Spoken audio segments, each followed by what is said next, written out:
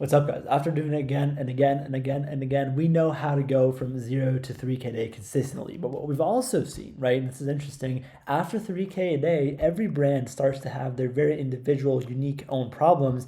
And it's not always the same anymore, like how it used to be from 0 to 3K per day. Like this is where, we kind of say, okay, you have your product market fit, right? 3K a day, let's say you have like a $30 AOV, it's going to be around 100 orders a day. That's when you know, okay, well, I can consistently sell the same thing with my offer like my audience likes my offer and my ads, blah, blah, blah. Okay, cool. Very simple, right? Not very simple. It's obviously easier said than done, but you get the point. So after this, if you're a person watching this video already, at around 3K a day, maybe a little higher, struggling to scale, it's the reason because people don't understand that it's different things that get them to the next level than what they used to be.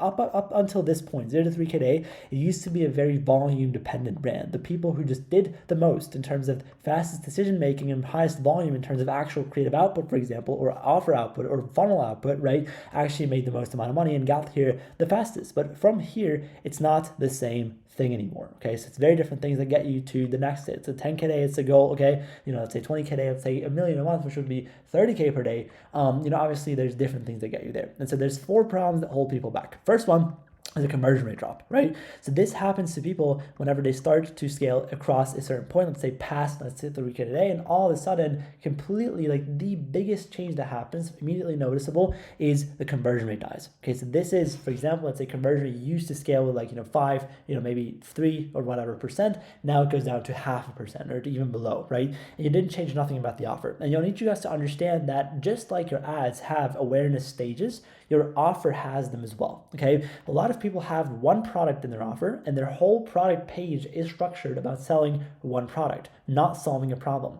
So the first thing you're gonna do is restructure your offer from actually selling a product to solving a problem. And so therefore, you're gonna actually make it higher AOV. One thing which you're gonna notice is conversion rates are gonna drop off. Like you're gonna show the ad, and whenever you increase budgets, your ad's gonna be shown automatically to people who have just no clue who you are and what you sell and whatever you do and the problem that they solve. And a lot of them are going to wake up this morning literally not even knowing that they have the problem that you solve. So obviously what you need to do to actually let them know is, have a offer that solves a problem. And so for example, you call the title of the entire thing will be the solution to problem XYZ, okay, instead of just the product name. And then also you're going to make it a lot more expensive because you're going to bundle it up with a bunch of different products, right?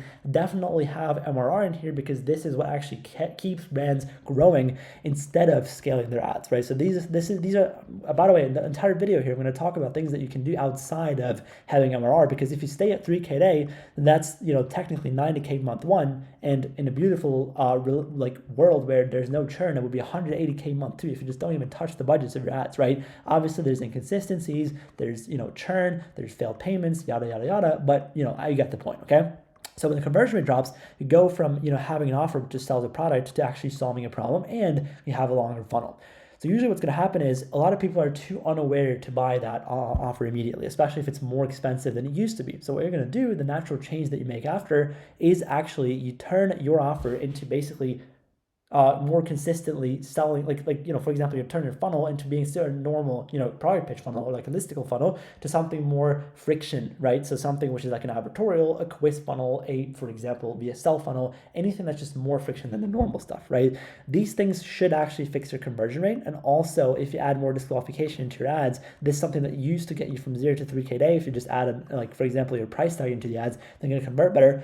This does not work anymore at this stage. Okay. So you need to actually work on the funnel and the offer.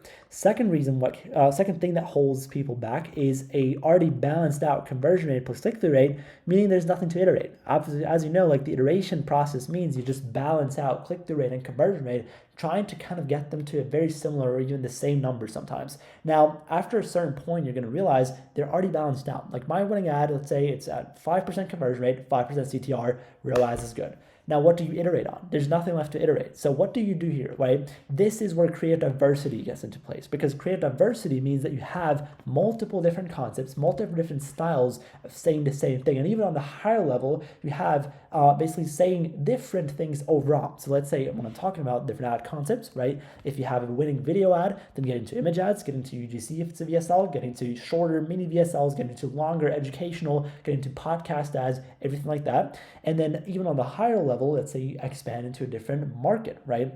different, for example, angle, different avatar, different problem that you solve. Especially for supplements, people don't actually realize how many problems their supplement or main ingredient actually solves. Example would be magnesium or ashwagandha. Like, you can literally sell those for everything, right? And you don't have to think in the box and like, okay, this is everything I have to do. So actually start testing higher impact things. Don't try to iterate your way out of this, because there's nothing to iterate at this stage.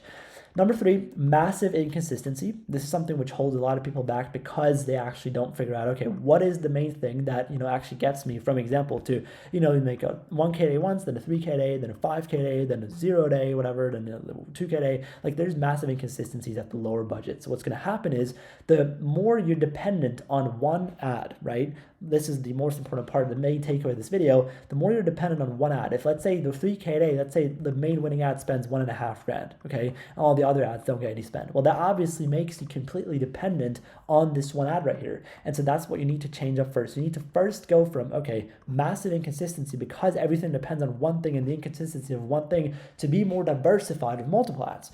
So let's say test multiple iterations, and then also multiple iterations of doing this before, so different concepts. And then what happens is, when you have more iterations at the same budgets, let's say all of a sudden, instead of having one at $1.5 grand a day, you have 3 at $500 a day. You still have the same 3K day, still the same overall ROAS, but you're much more diversified into a lot of different ads. And even though the budgets are lower each, right, this is the important part, you're actually going to have less inconsistency, because you're not only dependent on this one ad. So you need more volume. Even at this stage, you need more volume. You need to do more. You're not doing enough, very likely, right? And the last thing, and this is actually one of the things which a lot of people that even after 3K day struggle with a lot, is churn, refunds, chargebacks, page score, etc. So you get the point, right? This is when whatever you sell actually is shit. Okay, so this is when people really just focused so far on only just drop shipping it and getting into a customer as cheap as possible, and it doesn't really matter how fast it arrives as long as it arrives, and let's just get it there. Maybe we've done a survey, maybe we have an email set up, etc. Right? But that's it, right? So you do nothing else to fix the churn. Well, I can tell you one thing, right? Advertising a business is just 1 out of 3 things that you're going to do from now. At 3K day, it's going to be introduced to you. It's going to also focus on product development. So building a business, right, which is a team, and then obviously, like for example, delivering. So delivery would be the part which is product development. And so it's not just advertise. Advertise is 1 out of 3, and everyone on dropshipping, ecom, YouTube has so far just talked about advertising, but this is where you actually get good, because this is when people don't leave. This is when people actually refer. This is when affiliates reach out to you, etc., etc., etc. So this is everything you can do, and I promise you, if you don't just like let these educational videos actually just entertain you, but actually do apply these, you're going to see a lot of changes in your business. So thank you so much for giving me your most important asset, which is your attention. Thanks for watching. Hope to see you next time. I wish you a beautiful day.